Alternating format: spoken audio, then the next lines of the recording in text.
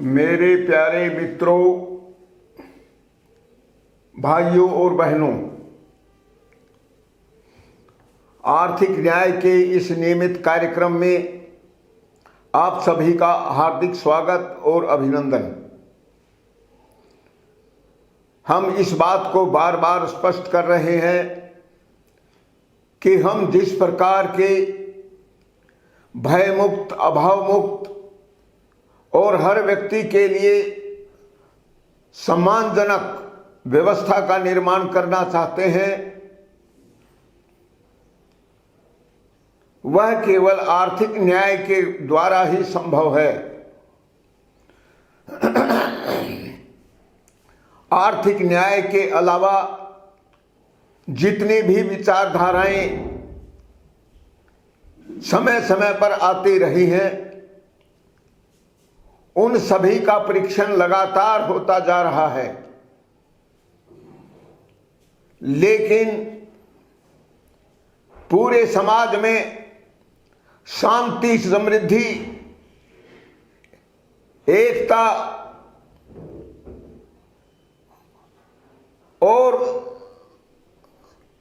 सभी के सुख संतोष के अनुसार व्यवस्था का निर्माण नहीं हो रहा है। भौतिक विज्ञान की भारी उन्नति के बावजूद सुविधाएं तो बहुत मात्रा में बढ़ी हैं, लेकिन जिस वसुधैव कुटुंबकम की अवधारणा के अनुसार हम व्यवस्था बनाना चाहते हैं, वैसी व्यवस्था दुनिया में कहीं भी दिखाई नहीं पड़ रही है। और आज जो व्यवस्था है, उसने तो सारी दुनिया में भयानक लड़ाई और युद्ध की स्थिति पैदा कर दी है। आप जानते हैं कि आज विश्व के सभी कोनों में युद्ध जैसी स्थिति है। एक दूसरे की रक्षा के लिए कितने ही देश अलग अलग संगठन बनाकर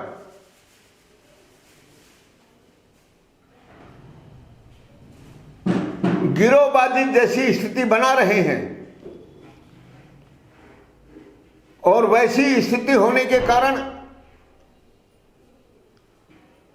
हर देश अपने पड़ोसी से अपने आप को खतरा महसूस कर रहा है। यह स्वाभाविक भी है कि अगर पूरी दुनिया कई खेमों में, कई गिरोहों में बटी हुई है,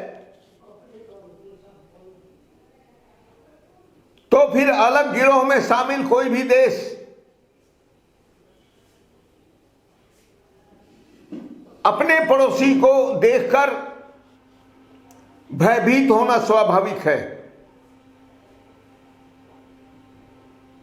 क्योंकि सभी देशों के नियम कानून ये तो अपने अपने अलग अलग हैं, लेकिन सभी देशों ने अपनी रक्षा के नाम पर सबसे पहले तो सेना का निर्माण कर रखा है, और अपनी आंतरिक सुरक्षा के लिए भी वह आम जनता पर नहीं, पुलिस पर विश्वास कर रही है। और हम देखते भी हैं सभी देशों में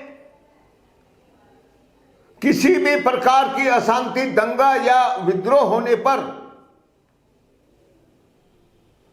पुलिस और सेना को बुलाना पड़ता है। इन सब बातों को देखकर भी हम इसी निष्कर्ष पर पहुंच रहे हैं कि आज दुनिया में जितनी भी प्रकार की व्यवस्थाएं बनी हुई हैं, उनका वास्तविक न्याय से कोई संबंध नहीं है।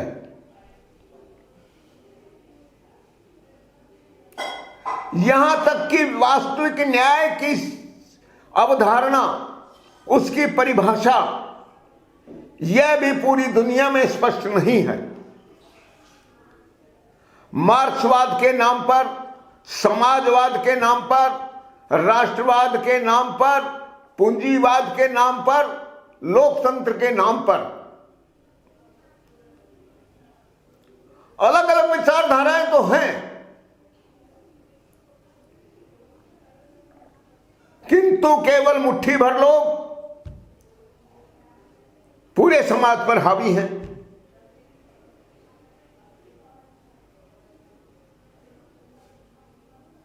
इन शक्तिशाली धनी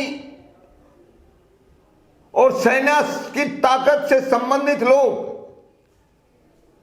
जैसा चाहते हैं वैसी ही व्यवस्था बनती है और सभी में अन्य प्रकार की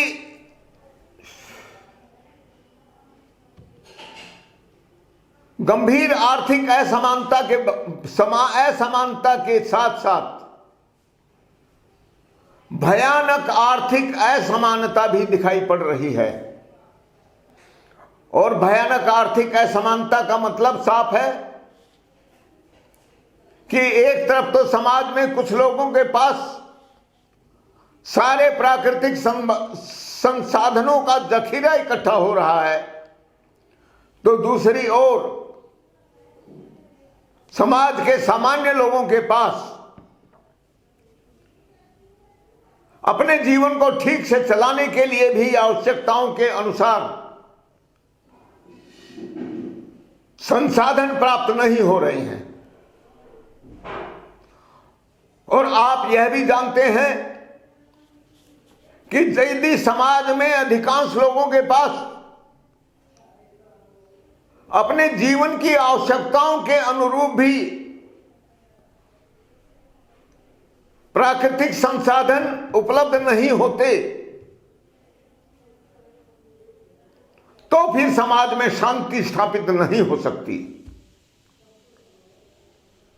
दुखद बात यह है कि आज भौतिक विज्ञान की उन्नति के कारण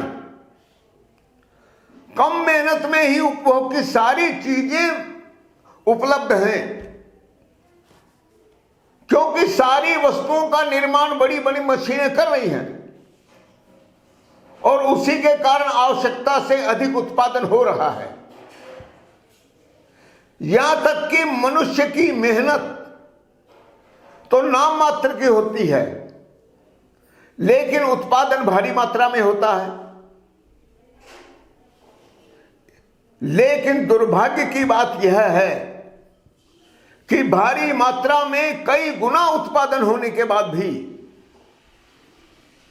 समाज में भीषण आर्थिक अभाव, अन्याय, शोषण, उत्पीड़न, असंतोष, टकराव और शत्रुता की स्थिति बनी हुई है। और मैं इस बात को भी कहना चाहता हूं कि आज भविष्य में आर्थिक समानता और अन्याय से रहित व्यवस्था निर्माण करने के लिए कोई दूसरी अवधारणा भी सामने नहीं आ रही है। और यदि हम ऐसा समझते हैं कि मनुष्य का जीवन सबके लिए सुख, संतोष और सुरक्षा देने वाला हो, हर व्यक्ति को अपनी क्षमता, बुद्धि, आवश्यकता और रुचि के अनुसार बिना किसी रोक टोक के जीवन का अधिकार मिले, उसमें किसी प्रकार का अभाव न हो,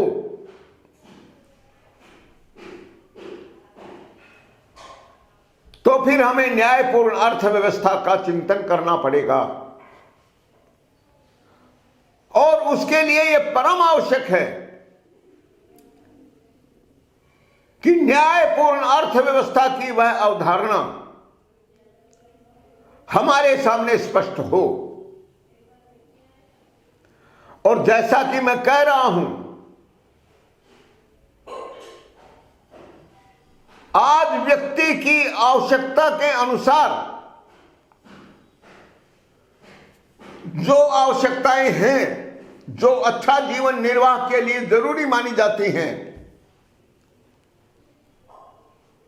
उन्हें केवल मेहनत के बल पर प्राप्त नहीं किया जा सकता,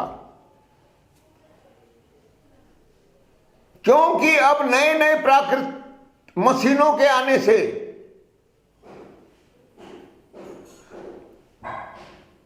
बहुत शक्तिशाली और छोटी आकार की मशीनों के आ जाने से सारा काम बिना मानवीय श्रम के ही, नाम मात्र के मानवीय श्रम से पूरा हो रहा है। यहां तक कि पहले मनुष्य बैल, भैंस, भैंसा आदि या दूसरे घोड़ा, खच्चर आदि के द्वारा आवागमन, परिवहन या फिर अपनी सहायता के लिए दूसरे पशुधन का उपयोग करता था। अब उनका उपयोग भी बहुत कम हो गया है और लगातार घटता जा रहा है।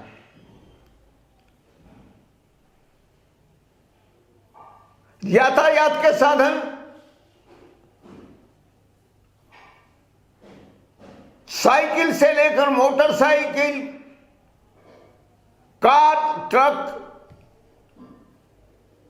मालगाड़ी, रेलगाड़ी और हवाई जहाज से लेकर और भी तेज गति से चलने वाले, भारी सामान को ढोने की क्षमता रखने वाले अनेक उपकरण आज हमारे साथ हैं, हमको उपलब्ध हैं। तो वैसी स्थिति में मनुष्य के परिश्रम से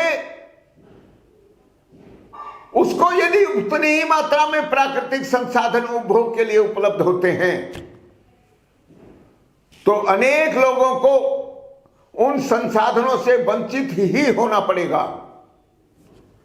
लेकिन यदि हम चाहते हैं कि पूरे समाज में सुख शांति हो, सब लोग एक विशाल परिवार की तरह रहें, कोई किसी से कोई दुश्मनी न रखे, शत्रुता न रखे, सब लोग एक दूसरे पर विश्वास करें, सब एक दूसरे के साथ सहायता और सहयोग का जीवन जिए, तो फिर आपको यह भी मानना पड़ेगा कि सब किसी के पास भी अभाव की स्थिति ना हो। और इसीलिए हमारा मानना है आर्थिक न्याय सर्वोपरि है, आर्थिक न्याय अपरिहार्य है। और दुनिया में आज उसी की कमी के कारण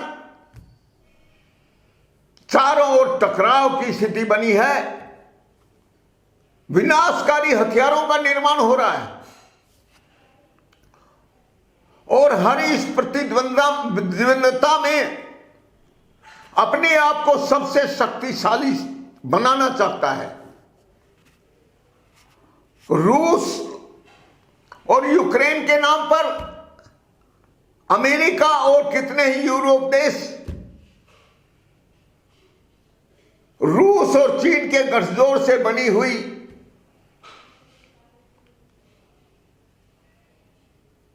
जो संधि है,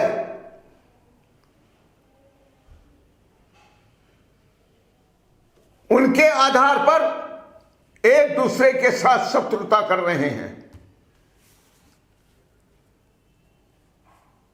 सब लोग अपनी सुरक्षा के नाम पर अपने आप को मजबूत रखना चाहते हैं और किसी को भी ऐसे देश को नहीं बढ़ने देना चाहते जो भविष्य में भी उनके लिए खतरा पैदा कर सके। रूस और यूरोप के देशों के बीच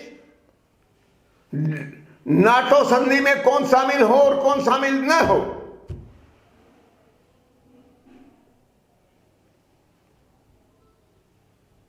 उसी के कारण यूक्रेन को आधार बनाकर युद्ध हो रहा है। और इस विनाशकारी युद्ध का परिणाम क्या होगा? किसी की भी हार या जीत हो, यह एक अलग बात है, लेकिन मानवता की हर हालत में हार होगी। आर्थिक न्याय की हार होगी। एक आदर्श समाज निर्माण की जो हमारी मुहिम है उसकी हार होगी।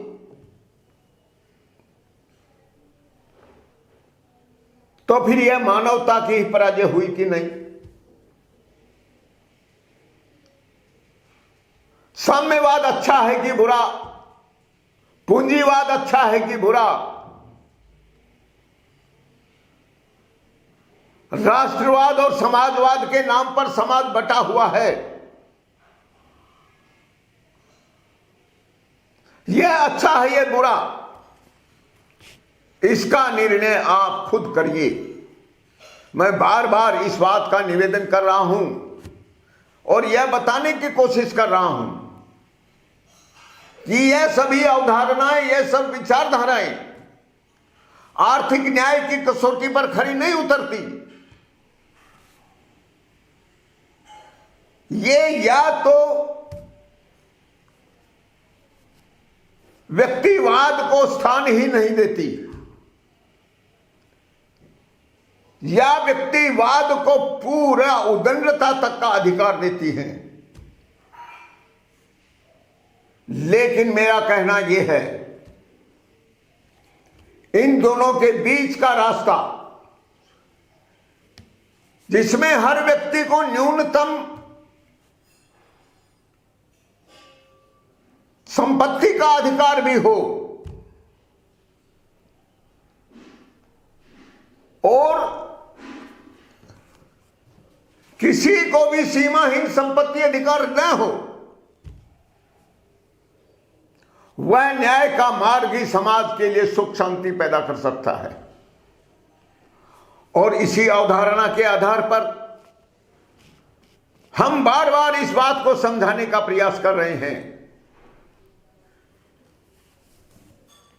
कि औसत संपत्ति अधिकार को हर व्यक्ति का जन्म सिद्ध अधिकार मानते हुए किसी भी व्यक्ति को औसत से अधिक संपत्ति का अधिकार नहीं होना चाहिए। लेकिन इसका मतलब यह नहीं है कि आप औसत से अधिक संपत्ति का संग्रह नहीं कर सकते। हमारा केवल यही कहना है कि किसी भी व्यक्ति को संपत्ति छिपाने का अधिकार नहीं मिल सकता।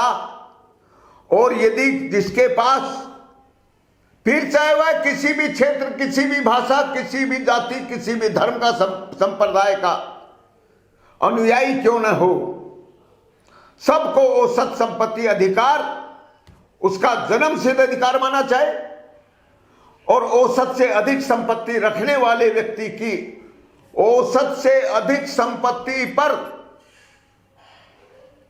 ब्याज की दर से संपत्ति कर लगाया जाए। दूसरा कोई भी कर लगाने की बिल्कुल आवश्यकता नहीं है। और यदि आप पूरे ध्यान से देखें तो दुनिया में एक भी देश ऐसा नहीं है जिसमें इस प्रकार की न्यायपूर्ण व्यवस्था हो। मेरे कहने का बिल्कुल मतलब यह भी है कि सरकार के पास औसत से अधिक संपत्ति रखने का अधिकार नहीं हो सकता। सरकार में बैठे हुए लोगों को भी औसत से अधिक संपत्ति का अधिकारी नहीं माना जा सकता। बल्कि जब औसत से अधिक संपत्ति पर संपत्ति कर लगाने से सरकार को भारी आय हो तो उसे लाभ का बजट बनाना चाहिए।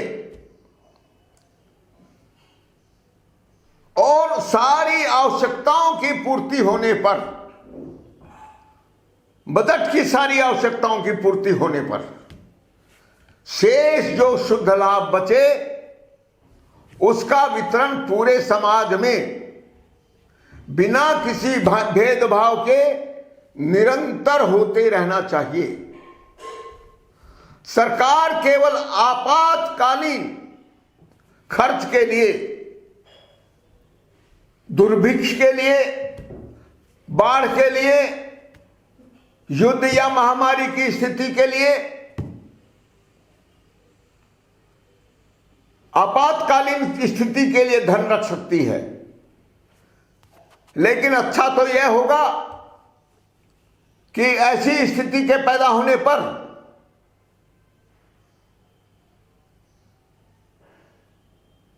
सरकार नया टैक्स लगाकर आकस्मिक रूप से पैदा होने वाली उस स्थिति से मुकाबला कर ले, क्योंकि अधिक संपत्ति जिसके पास भी इकट्ठी होगी, फिर चाहे वह सरकार ही क्यों ना हो, वह कोई व्यक्ति ही क्यों ना हो, वह समाज में विकृतियों का निर्माण करेगी। और यदि आप बारीकी से पूरे समाज की स्थिति को देखें तो आपको यह प्रत्यक्ष सच्चाई नंगी आंखों से दिखाई पड़ेगी। इसलिए मेरे प्यारे भाइयों, मेरा कहना यह है कि बजट का खर्च काटने पर जो शेष शुद्ध लाभ बचे उसमें से केवल आपातकालीन खर्च को छोड़कर शेष शुद्ध लाभ को पूरे देश समाज में, पूरे देश में बिना किसी भेदभाव के निरंतर बांटते रहना चाहिए। और मैं अपने अध्ययन, अपने चिंतन और अनुभव के आधार पर यह सत्य प्रतिपादित करना चाहता हूं कि आज की स्थिति में भारी लाभ का बजट बनाया जा सकता है। कोई इनकम टैक्स लगाने की आवश्यकता नहीं, कोई जीएसटी लगाने की आवश्यकता नहीं। यह सरकार का ढोंग है, यह पाखंड है, यह बेईमानी है। और पूरे विश्व की संस्थाओं का जिम्मा संभालने वाली जो अनेक कुछ संस्थाएं हैं जैसे WTO, WHO आदि, ये खुद समाज की स्थितियों को बर्बाद करना चाहती हैं और यह भी आप स्पष्ट रूप से देख रहे हैं। इसके लिए दोषी कौन है? मैं इसके ऊपर ज्यादा ध्यान देने की बजाय, ज्यादा बोलने की बजाय केवल इसके समाधान पर ध्यान केंद्रित करना चाहता हूं कि जब लाभ का बजट बनेगा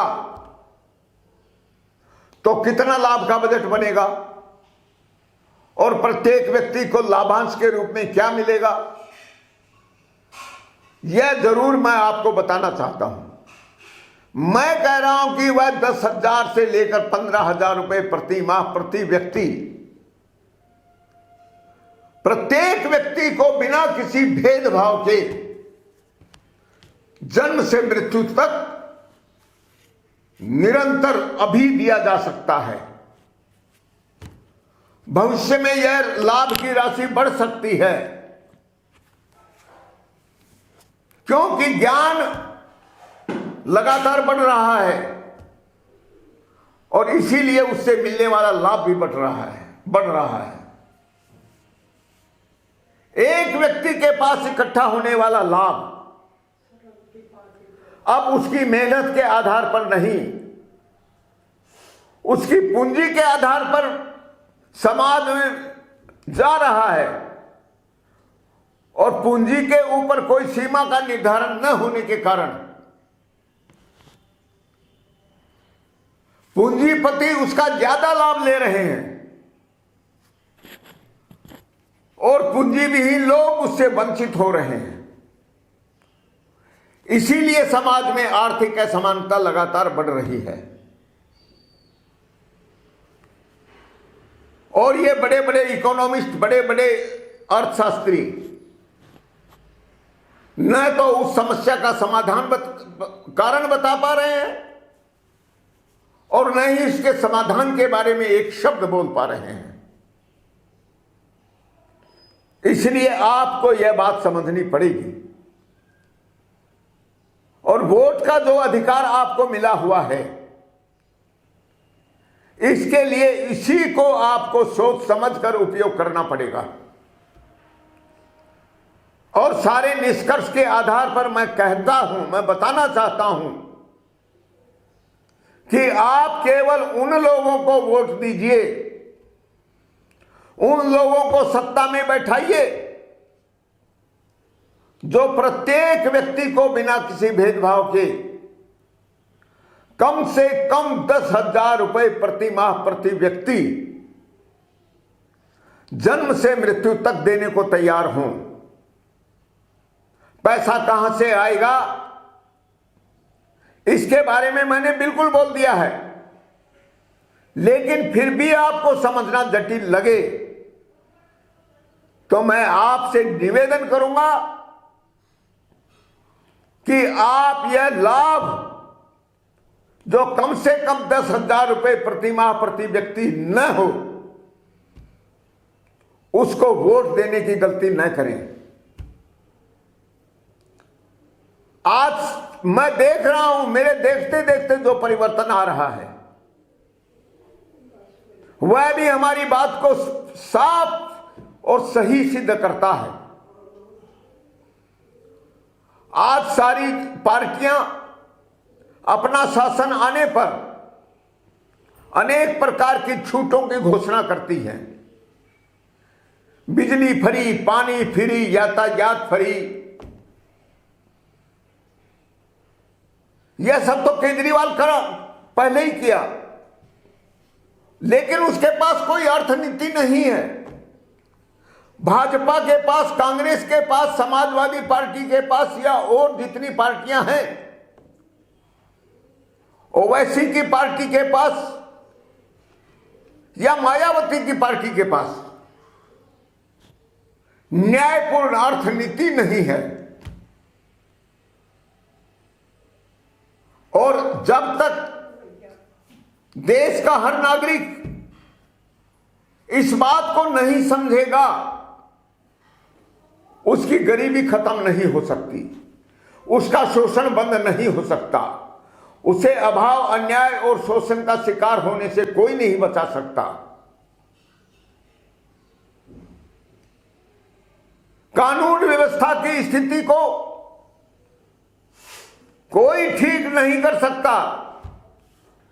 इस बात को भी मैं आपको बताना चाहता हूं, लेकिन इसका रास्ता बहुत आसान रास्ता मैंने आपको बताया है। ये जितनी सुविधाएं आज बांटने की बातें हो रही हैं, यह क्या 10,000 रुपए महीना से ज्यादा है? अगर उससे आप तुलना करेंगे तो उसके सामने ये कुछ भी नहीं है। लेकिन 10,000 रुपए महीना तो कम से कम कह रहा हूं, यह राशि 15,000 रुपए और 20,000 रुपए प्रति माह प्रति व्यक्ति भी हो सकती है। लेकिन उसके बारे में मैं स्पष्ट रूप से कुछ नहीं कह सकता, क्योंकि संपत्ति का अधिकार उसे गोपनीय बना दिया गया है, जो इस व्यवस्था के बनाने वालों द्वारा किया गया षड्यंत्र है। गोपनीयता का कोई भी अधिकार शासन को कभी नहीं मिलना चाहिए, क्योंकि सत्ता में बैठने वाले लोग समाज के मालिक नहीं होते, वे केवल प्रबंधक होते हैं और कर्मचारी होते हैं। और इसीलिए गोपनीयता का कोई अधिकार किसी को नहीं दिया जा सकता।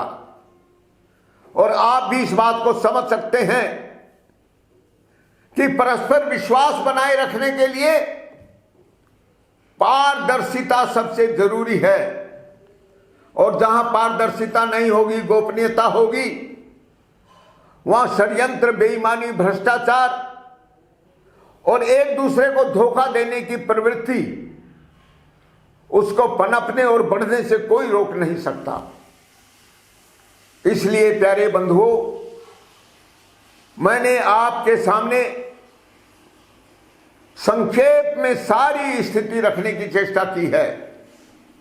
और फिर मैं इस बात को कह रहा हूं कि आप सत्ता केवल उन लोगों को दीजिए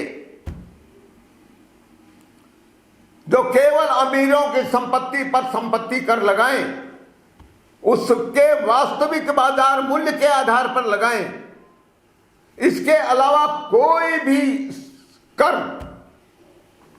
समाज में नहीं लगना चाहिए, तो लाभ का बजट बनेगा। मेरा दावा है, अगर ये इकोनॉमिस्ट इसमें असफल हो तो मैं उस जिम्मेदारी को संभालने के लिए तैयार हूं।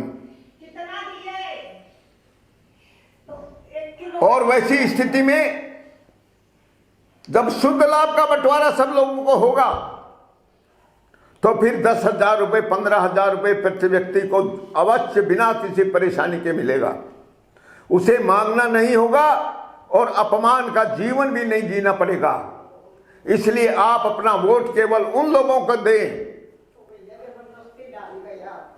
जो हर हालत में हर नागरिक को कम से कम 10,000 रुपये प्रति माह प्रति व्यक्ति जन्म से मृत्यु तक देने के लिए तैयार हूं।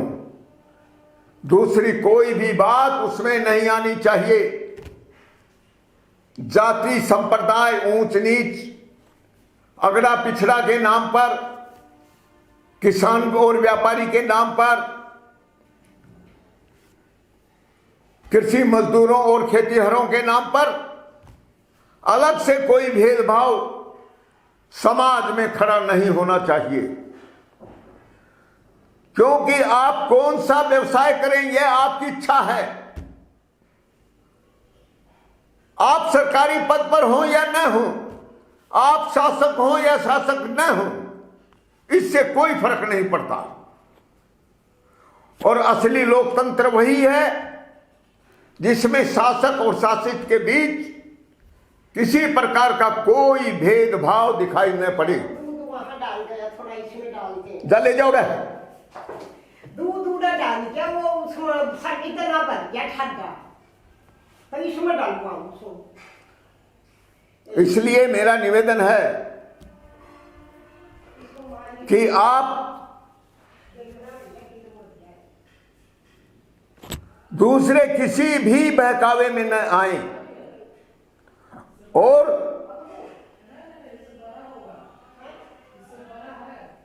केवल 10,000 रुपया कम से कम हर व्यक्ति को देने की जो पार्टी, जो दल, दो व्यक्ति घोषणा करे, और वह भी आर्थिक न्याय के अवधारणा के अनुसार, केवल उसे अपना वोट देकर विजयी बनाए और सत्ता उन्हीं लोगों के हाथों में सौंपे। मूर्खों और बेईमान लोगों को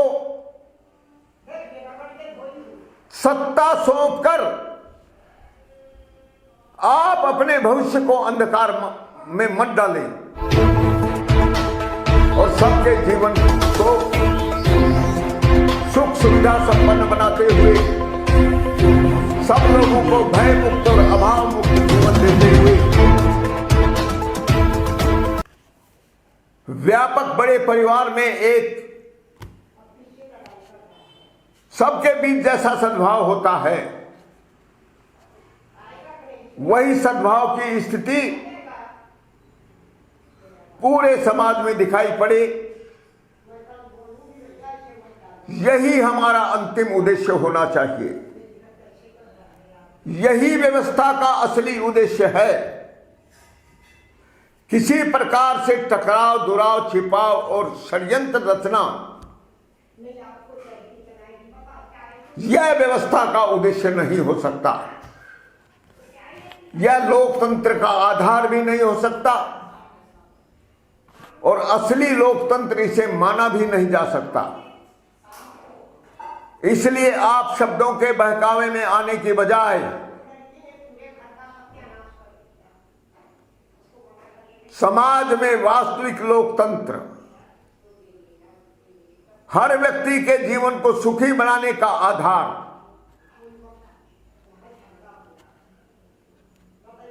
आपको समझना चाहिए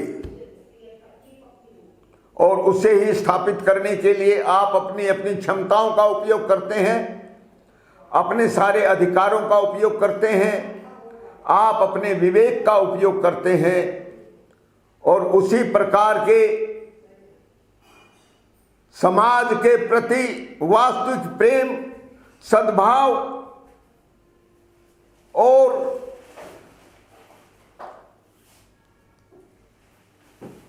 भयमुक्त लोगों को,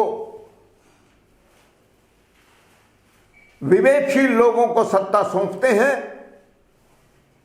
तो हमारा आपका सबका भविष्य सुखमय होगा, भविष्य उज्जवल होगा और सब लोग भाईचारे की तरह रहते हुए सुख का जीवन बिता सकेंगे। इसी सद्भाव के साथ आप सभी लोगों को हृदय की शुभकामनाएं प्रदान करते हुए